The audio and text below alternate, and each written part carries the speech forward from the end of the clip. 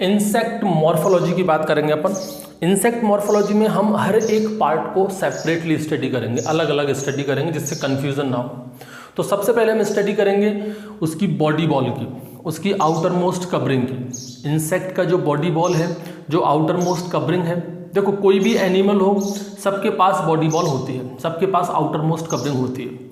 जैसे कि मैं अपनी ही बात करूं, अगर मैं इंसानों की बात करूं तो हमारे पास भी हमारी स्किन है। ये स्किन क्या है? आउटर मोस्ट कवरिंग है, ये हमारी बॉडी बॉल है। ऐसे ही हर एक एनिमल के पास अपनी बॉडी बॉल होती है। इंसेक्ट के पास भी अपनी बॉडी बॉल है। तो उसी बॉडी बॉल के स्ट्रक्चर को हम यहाँ डिटेल में स्टडी करेंगे।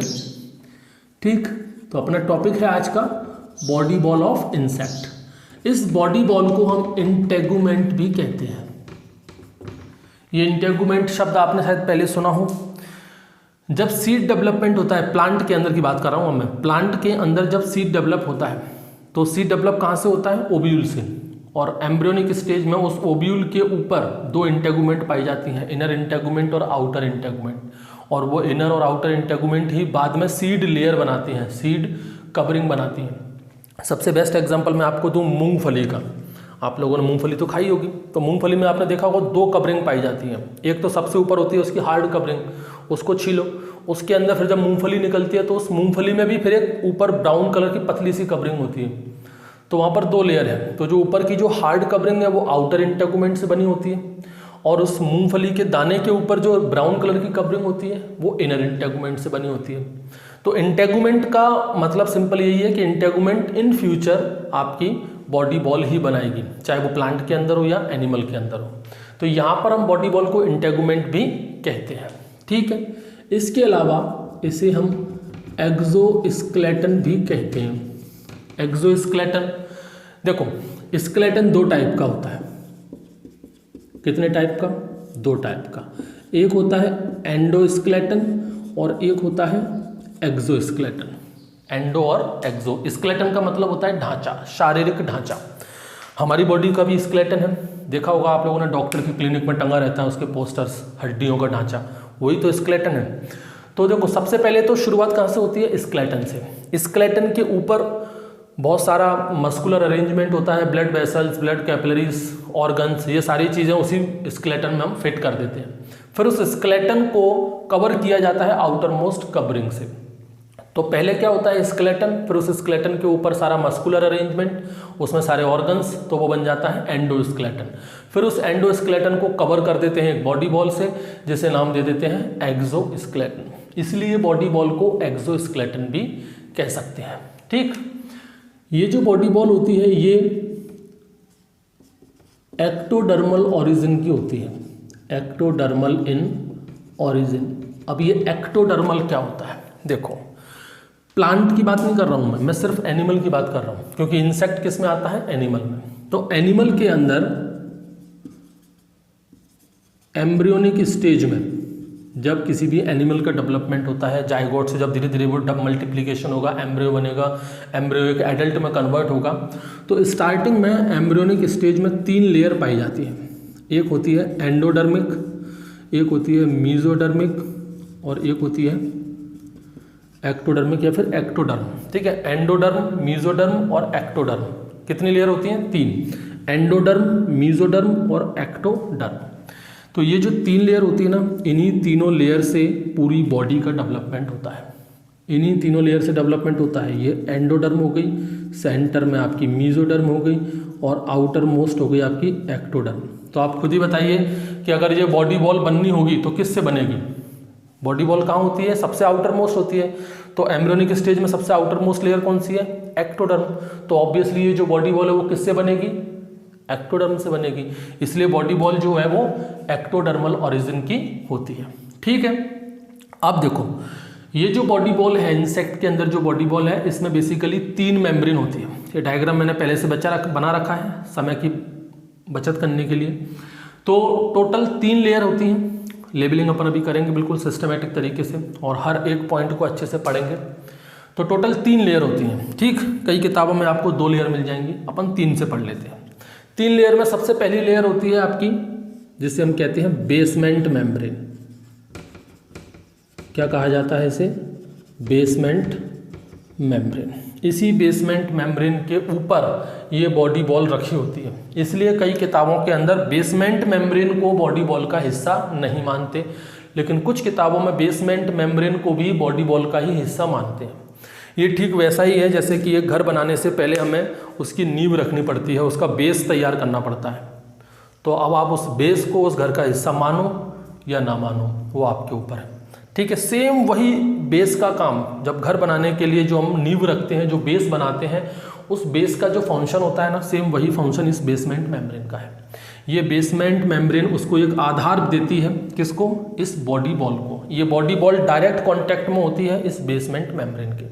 ठीक है भाई, दूसरी लेयर कौन सी है? एपिडर्मिस। ये है मोस्ट इंपॉर्टेंट। इस एपिडर्मिस को हम हाइपोडर्मिस भी कह सकते हैं। ठीक है, कई किताबों में आपको हाइपोडर्मिस भी मिल जाएगा, कई किताबों में एपिडर्मिस भी मिल जाएगा। एक ही बात है, एपिडर्मिस का हो या फिर हाइपोडर्मिस का हो। ये जो एपिडर्मिस या फिर हाइपोडर्मिस है, ये सेलुलर लेयर है। कैसी है? Cellular layer. सेलुलर लेयर का मतलब होता है कि ये सेल की बनी होती है। ये आप देख रहे हो ना, ये क्या है? आपके एपिडर्मल सेल है। ये आपके क्या है? आपके एपिडर्मल सेल। ठीक है, तो इसके अंदर सेल पाए जाते हैं। सेल पाए जाते हैं, इसका मतलब ये कैसी लेयर है?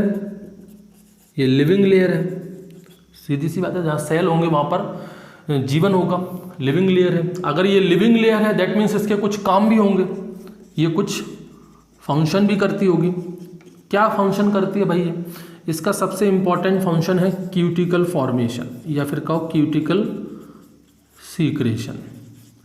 जो तीसरी लेयर है, ठीक है, देखो पहली लेयर तो आपकी बेसमेंट मेम्ब्रेन हो गई, दूसरी लेयर आपकी एपिडर्मिस हो गई। ये जो तीसरी लेयर है ना, इसको कहते हैं हम क्यूटिकल। और ये क्यूटिकल होती है नॉन सेलुलर, इसके अंदर कोई सेल नहीं होते। मतलब कि ये कैसी होती है? आपकी डेड लेयर होती है, ये जीवित नहीं होती। तो चूंकि ये डेड लेयर है, ये जीवित नहीं है, तो ऑब्वियसली किसी न किसी ने तो इसको बनाया होगा।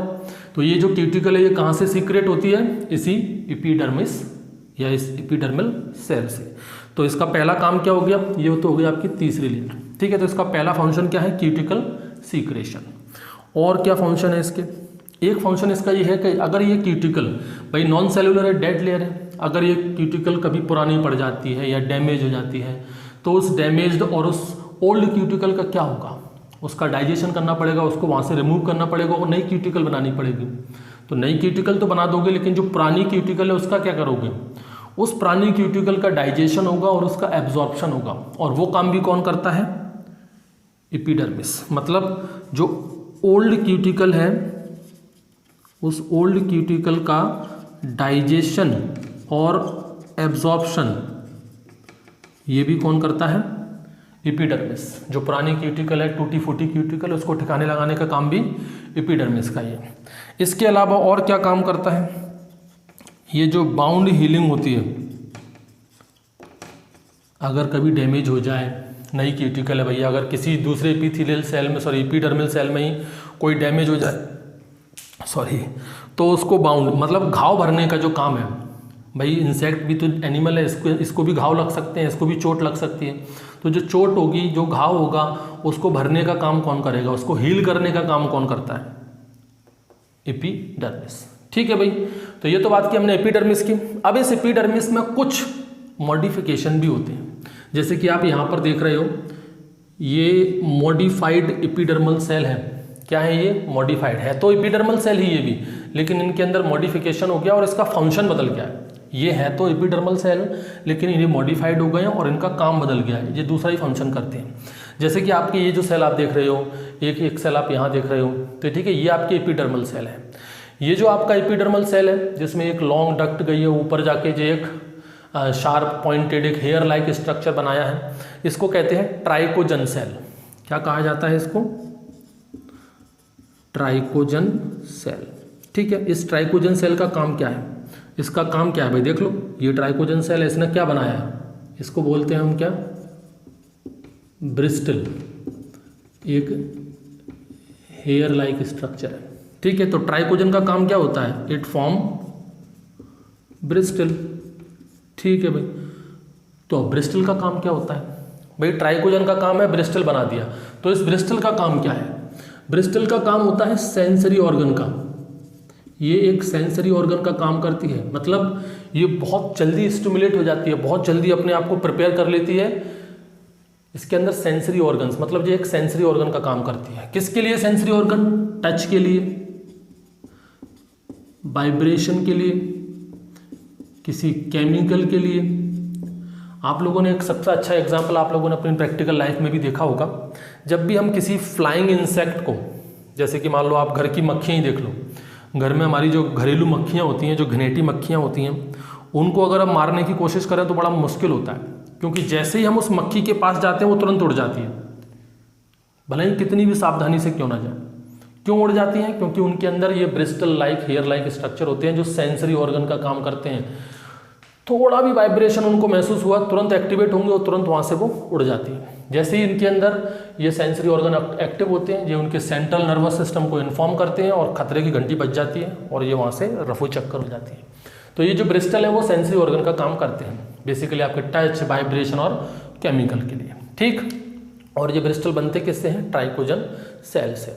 इसके अलावा इसके अंदर एक और मॉडिफाइड एपिडर्मल सेल होते हैं जिनको हम बोलते हैं डर्मल ग्लैंड्स। इनको क्या बोलते हैं हम? Dermal glands. अब देखो, ग्लैंड्स शब्द जब भी आ जाए इसका मतलब कुछ ना कुछ तो ये सीक्रेट करेंगे, क्योंकि ग्लैंड्स का काम ही हमेशा क्या होता है? ग्लैंड्स मतलब ग्रंथि, तो ग्लैंड्स का काम ही क्या होता है? हमेशा कुछ ना कुछ सीक्रेट करना। तो यहाँ पर डर्मल ग्लैंड्स है, ये भी कुछ ना कुछ सीक्रेट करेंगे। अब इनके अंदर जो कुछ भी सीक्रेशन होगा वो सारा सीक्रेशन कहाँ होगा? ये बाहर जाकर, देख रहे हो आप यहाँ से ये नली गई हुई है, इस नली को क्या बोलते हैं? Duct, duct of dermal glands. मतलब यहाँ पर जो कुछ भी बनेगा वो सब कुछ कहाँ जाकर सीक्रेट होगा? यहाँ ऊपर सरफेस पर। तो क्या सीक्रेट होता है? ये डर्मल ग्लैंड्स क्या सीक्रेट करते हैं? ये सीक्रेट करते हैं वैक्स, ये सीक्रेट करते हैं बहुत सारे एल्कोहल, शॉर्ट चेन एल्कोहल का मिक्सचर। इसके अलावा ये सीक्रेट करते हैं कार्बोक्सिलिक एसिड, ये सीक्रेट करते हैं हाइड्रोकार्बन्स, ठीक है। क्या क्या सीक्रेट करते हैं भैया? ये वैक्स का सीक्रेशन करते हैं, ये सीक्रेशन करते हैं mixture of short chain alcohol, ठीक है। इसके अलावा ये सीक्रेशन करते हैं हाइड्रोकार्बन, ठीक है। इसके अलावा ये सीक्रेट करते हैं कार्बोक्सिलिक एसिड।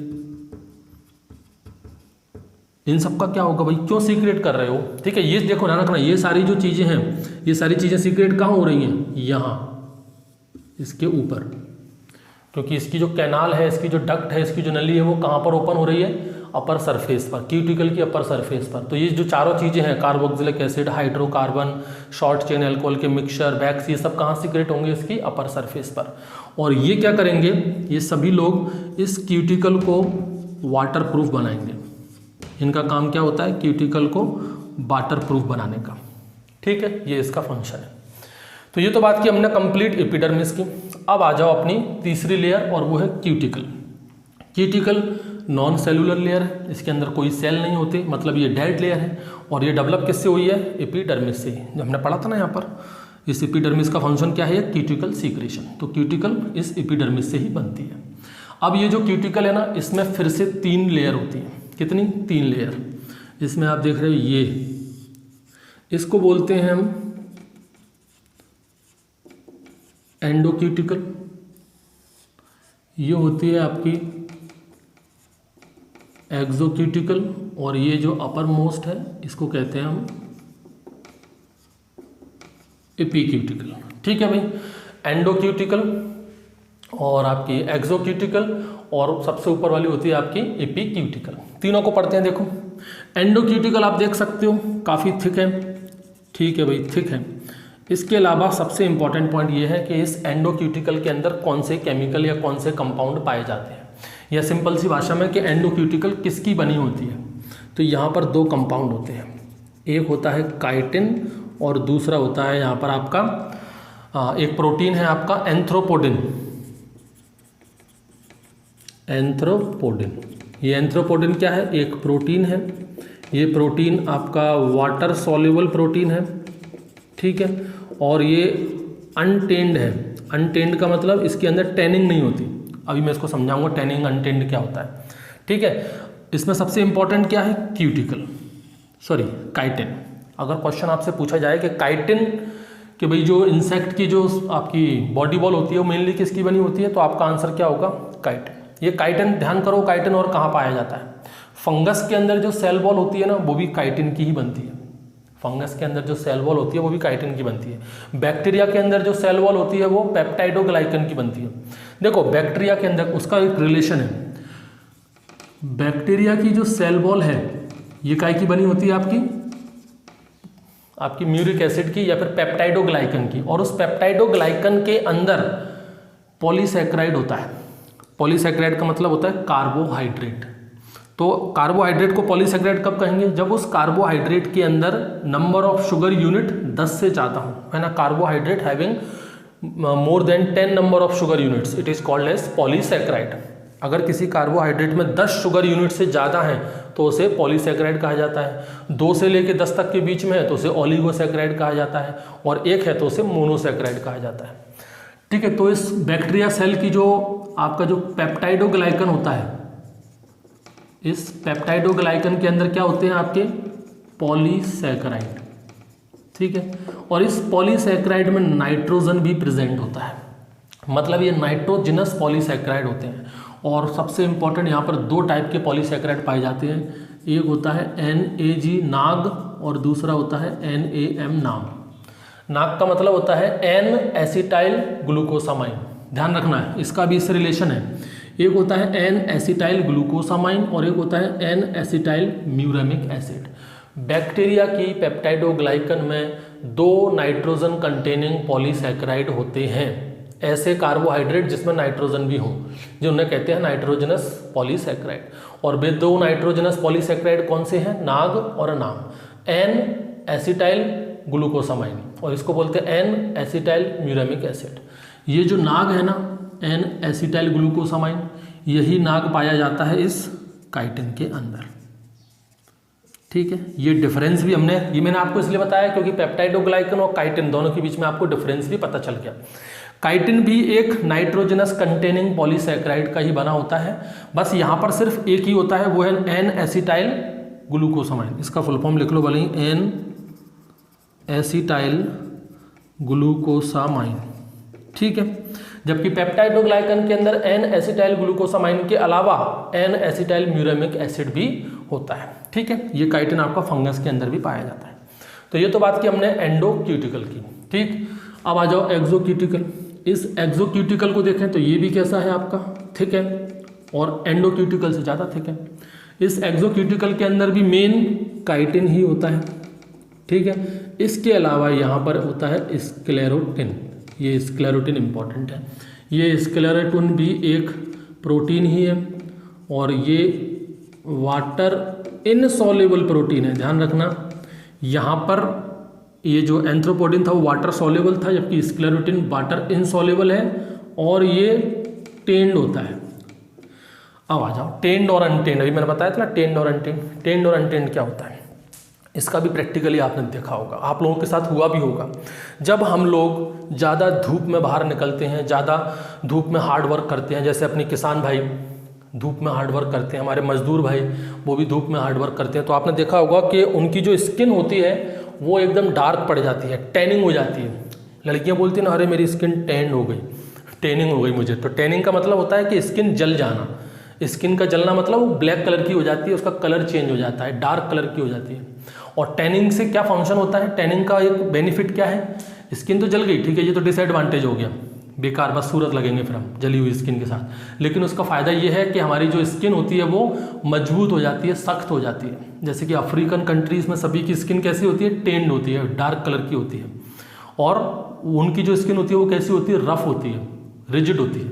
ठीक है, तो उस प्रोसेस को क्या बोलते हैं, टैनिंग वाली जो प्रोसेस होती है ना, उसे कहा जाता है स्क्लेरेटाइजेशन। इसे मिटा देता हूं मैं, उसे क्या कहा जाता है, स्क्लेरेटाइजेशन। स्क्लेरेटाइजेशन, तो इस स्क्लेरेटाइजेशन में क्या बनता है आपका, स्क्लेरेटिन बनता है। तो ये जो स्क्लेरेटिन है ना, ये कहीं पर बना है आपका स्क्लेरोटिन, सॉरी, ये जो आपका स्क्लेरोटिन है वो स्क्लेरेटाइजेशन से ही बना है। तो ये जो स्क्लेरोटिन होता है ना, ये कैसा होता है, टेंड होता है। टेंड का मतलब जला हुआ, मतलब डार्क कलर का।